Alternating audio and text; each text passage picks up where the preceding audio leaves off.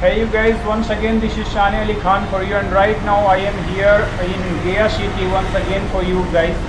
तो आज हमारे साथ जो जुड़ चुके हैं वो शिक्षाविद हैं, राइट। हम लोग बहुत सारे इंटरव्यू को किए हैं तो डिफरेंट चीज़ों से उठाए हैं, जैसे आपको बिजनेसमैन हो गए, इंजीनियर हो गए, डॉक्टर हो गए, लेकिन आज शिक्षा को देखते हुए हम लोग शिक्षा जगत से ही मगध यूनिवर्सिटी के जाने माने हस्ती जो कि विनोद कुमार जी नाम हुआ इनका। तो सर आप अपने बारे में थोड़ा सा बताना चाहेंगे लोगों को सर? निश्चित रूप से मैं विनोद कुमार यादवेंदु प्राचीन भारतीय एवं एशियाई अध्ययन विभाग मगध विश्वविद्यालय में मैं प्राध्यापक हूँ। साथ ही साथ मैं पूर्व में विधायक रह भी चुका हूँ। शुक्रिया सर अपने बारे में बताने के लिए, लोगों को पता चलेगा, ये पूरी बिहार में जाती है हमारी न्यूज़। सबसे पहला प्रश्न उठता है सर, जैसे कि आप शिक्षा जगत से हैं, तो कैसी है शिक्षा बिहार की सर, आप क्या सोचते हैं इसके बारे में? निश्चित रूप से आपने बिहार के बारे में और ख़ास करके मगध प्रमंडल के बारे में भी मैं आपको बतलाना चाहता हूँ। अभी तक इस देश में और इस बिहार राज्य के अंदर में दोहरी शिक्षा नीति है। एक शिक्षा नीति जो प्रिविलेज क्लास के लोग हैं, साधन संपन्न लोग हैं, जिनके पास यथासंभव बच्चों को पढ़ाने के लिए सीबीएसई कोर्स, आईसीएसई कोर्स है और वो 0 से 5 वर्ग में पढ़ाना आरंभ कर देते हैं। लेकिन दूसरी तरफ वो देश के अंदर में और इस राज्य के अंदर में शिक्षा प्रणाली है जो खेतों खलिहानों में, कारखानों में, पहाड़ों पर काम करने वाले, नदियों में काम करने वाले मेहनत कशों के सरवारा वर्ग के बच्चे को उसके लिए अलग शिक्षा नीति है। केंद्र सरकार और राज्य सरकार दोनों इस मामले में विफल रही है। ये भी इस मामले में विफल रही है कि एक तरफ एक वर्ग का बच्चा एयर कंडीशन में पैदा लिया, एयर कंडीशन में पढ़ रहा है, एक एयर कंडीशन में नौकरी कर रहा है, और दूसरी तरफ जो मेहनत कश लोग हैं जिसकी आबादी 95% है और ये 95% के बच्चे सरकारी स्कूल में पढ़ते हैं। और जब ये देश में, और आप जानते हैं कि भारत सरकार और राज्य सरकार दोनों सर्व शिक्षा अभियान योजना के तहत इसने कंपलसरी एजुकेशन, अनिवार्य शिक्षा के तहत, शिक्षा के अधिकार के तहत कई नारों को दिया।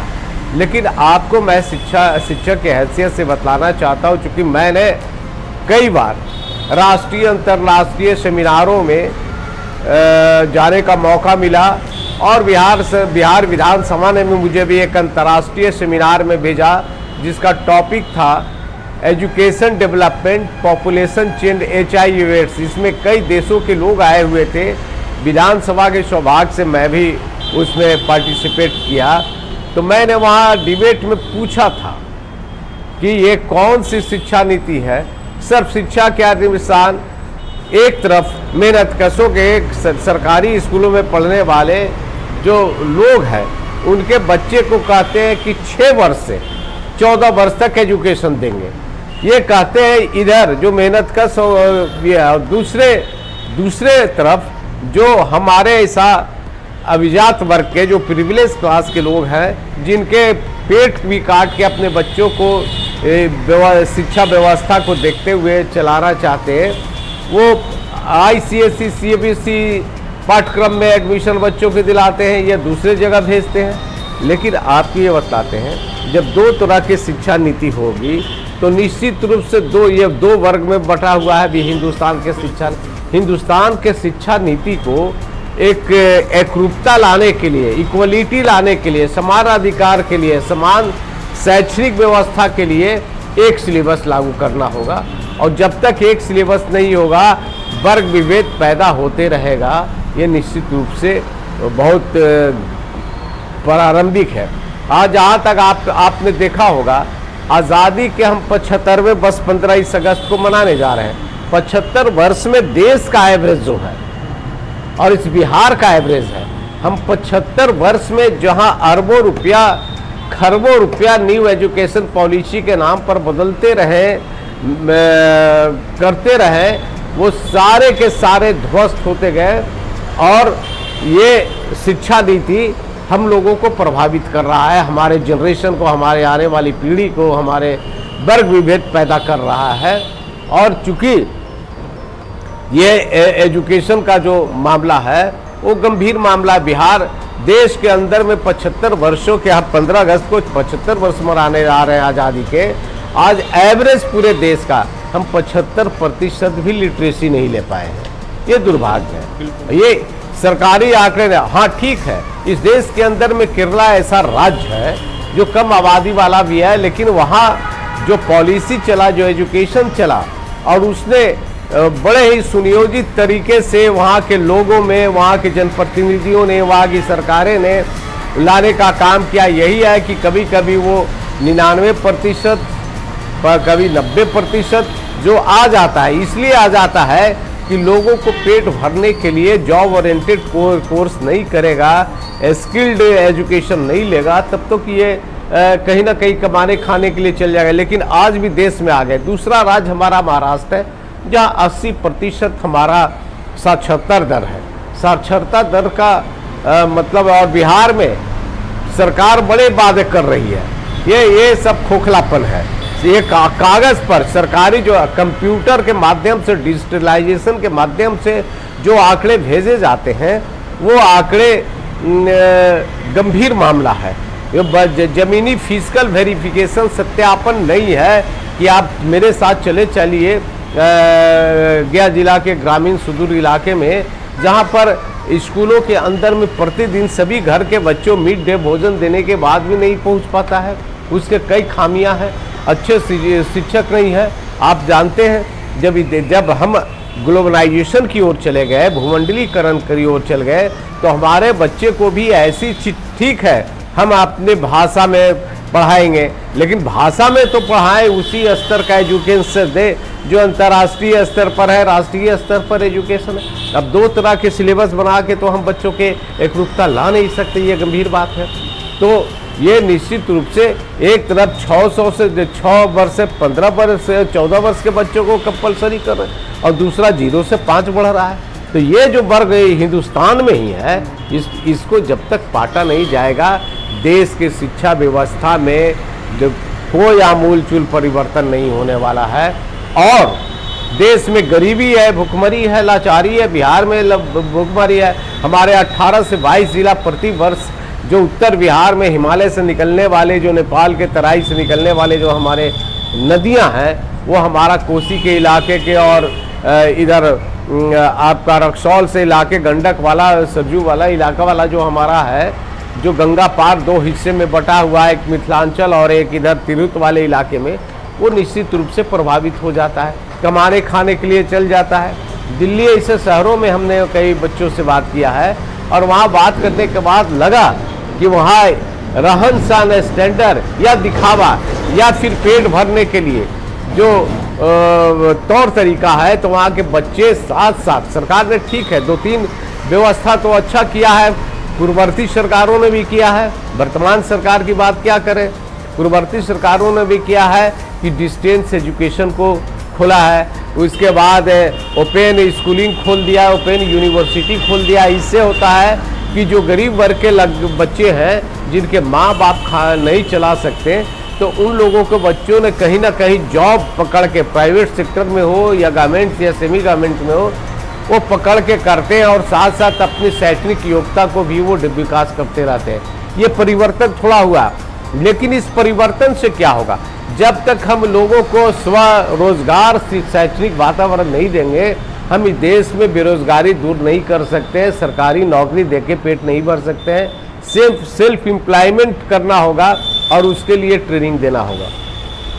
आपको बता दें, ये नेशनल नॉलेज कमीशन का सैम पिट्रोडा एक ज़माने में चेयरमैन हुआ करते थे। माननीय राजीव गांधी जी ने उनको बतलाया था, उन्होंने कर दिया था कि इंग्लिश कंपलसरी नहीं होगा, ठीक है, 6ठे क्लास के बाद ही इंग्लिश पढ़ा जाएगा। लेकिन पूरे देश में हमने सवाल उठाया था जब अंतर्राष्ट्रीय सेमिनार में था, तो वहाँ कई देशों के लोग थे। NCERT के भी लोग कुसुम बेद कोई आई हुई थी। मैंने पूछा कि ये बताइए, इस देश में 0 से 5 वर्ष वाले बच्चे का और 0 से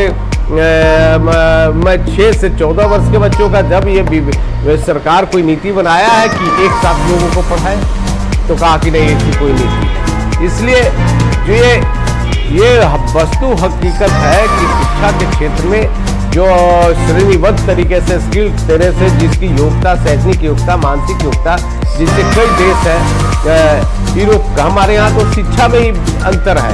ये जो सेंट्रल यूनिवर्सिटी JNU है, वहाँ 3 स्टूडेंट पर एक टीचर है। DU में 40 स्टूडेंट पर उससे भी कम में स्तर है जामिया मिलिया में। और हमारे यहाँ तो कोई गिनती नहीं है कि एक टीचर पर कितना है। शिक्षकों का अभाव, चाहे प्राइमरी स्कूल का शिक्षक हो, चाहे हायर पोस्ट ग्रेजुएट के शिक्षक हो, टेक्निकल हो, प्रोफेशनल हो, मैनेजमेंट का हो, जितना भी है, ये सारे लोगों को गंभीर स्थिति है। ये सरकार के कई अपने नीतियां बघाड़ती रहती है, लेकिन वस्तु स्थिति है कि बिहार में आज भी हम लोग लाख आंकड़े कर रहे हो कि 60% हमारा हो गया। निश्चित रूप से सरकार ने प्रयास लगातार सरकार कर रहा है कि इसके दर को बढ़ाया जाए, लेकिन डिजिटाइजेशन रिपोर्ट के आधार पर और जो पैसे भेजे जाते हैं उसका जब तक भौतिक सत्यापन नहीं होगा, जब तक जो प्रशासनिक पदाधिकारी और शैक्षणिक प्रशासनिक पदाधिकारियों पर कठोर कार्रवाई नहीं होगी, तब तक कुछ होने वाला नहीं है। कौन नहीं जाता मिड डे में या अनाज, जब जो जागरूक है कि जहाँ पर जो जिस प्राथमिक विद्यालय या मध्य विद्यालय, ये तमाम जगहों में सरकारी जो तौर तरीका है, कमेटी बना के देना ना देना, रोज आना नहीं जाना, ये गंभीर है। इसलिए जागरूकता लाना जरूरी है। और जब तक हम स्किल्ड एजुकेशन नहीं देंगे, इस देश में बेरोजगारी नहीं होगी, एकरूपता नहीं आ पाएगी। ये गंभीर मामला है। जैसा कि आपकी बातों से निकला सर कि हिंदुस्तान 2 तरीके का, एक हिंदुस्तान है, दूसरा इंडिया निश्चित रूप से एजुकेशन में है। और सरकार को बहुत सारा काम करना चाहिए और सरकार कुछ ना कुछ कर रही है, लेकिन वो ऑन पेपर डिजिटल माध्यम से कर रही है। लेकिन एक प्रश्न यहाँ पे भी उठता है सर, सरकार जो अपना काम कर रही है, बहुत सारी पॉलिसीज़ ला रही है, उसके बारे में अवेयर नहीं है लोग। और आप बिहार के रहने वाले हैं तो आपने ये भी देखा होगा कि ज़्यादातर जो पेरेंट्स रहते हैं वो अपने बच्चों को सिर्फ इंजीनियर या डॉक्टर बनाना चाहते हैं। तो उन पेरेंट्स को क्या कहना चाहेंगे सर? निश्चित रूप से हम तमाम उन अभिभावकों को भी कहना चाहते हैं कि आप लड़कों का स्वयं ब्रेन मैपिंग कर सकते हैं कि इसका रुचि किस ओर है, खेल की ओर है, पढ़ाई की ओर है।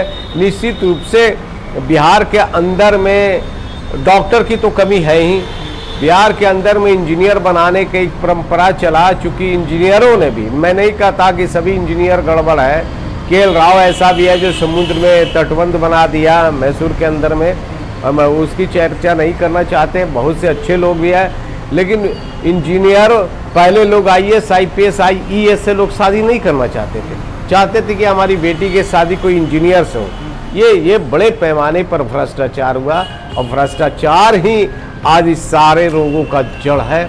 और जब तक स्किल्ड, अभी मैं यहाँ काउंसलिंग बच्चों को करता हूँ, मैंने कहा सैम पेट्रोडा का, उसको भी वापस आना पड़ा। जब 6ठा क्लास से होगा, जब हम हमारे बच्चे अंतर्राष्ट्रीय क्षेत्र में जाएंगे, इंटरनेशनल लेवल पे जाना चाहेंगे, तो बिना इंग्लिश को तो जा नहीं सकता, क्योंकि अंतर्राष्ट्रीय भाषा इंग्लिश है। इंटरराष्ट्रीय एक भाषा है तो इंग्लिश है, और इंग्लिश को जब तक हम, इसलिए सैम पेट्रोडा ने, नेशनल नॉलेज कमीशन ने यह तय किया कि नहीं, क्लास 1 से हम लोग देंगे। और तमाम राज्य सरकारों को इंक्लूडिंग बिहार सरकार को भी प्राइमरी स्तर पर एक अंतर है।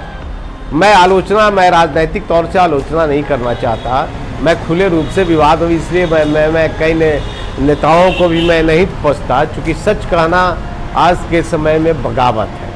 और आपको बतला दें कि ये सारे जो आंकड़े सब आ रहे हैं वो दिखावा का है।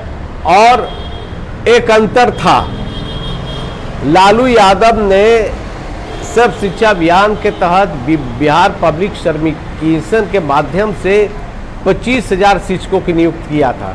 जो मेरिट वाले राज्य में किसी भी कास्ट, क्लास एंड रिलीजन के लोग हो, धर्म को हो, जाति का हो, जो भी हो, वो वर्ग का हो, वो तमाम मेरिटोरियस बच्चे कमीशन के माध्यम से आए थे। वही लड़के आज स्कूलों में प्रधानाध्यापक बन के या सीनियर टीचर्स बन के कार्यरत है। कि ये परंपरा हम एकदम खिलाफ है कि कॉन्ट्रैक्ट बेसिस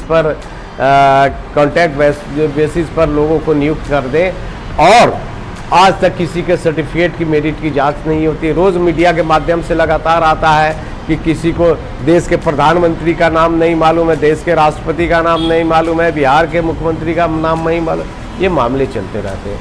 इसको जागरूकता एक ही है कि त्रिस्तरीय पंचायत और नगर निकायों के द्वारा तमाम लोगों को प्रोत्साहित और उत्साहित किया जाना चाहिए। Thank you, sir. Thank you for giving me your precious time here.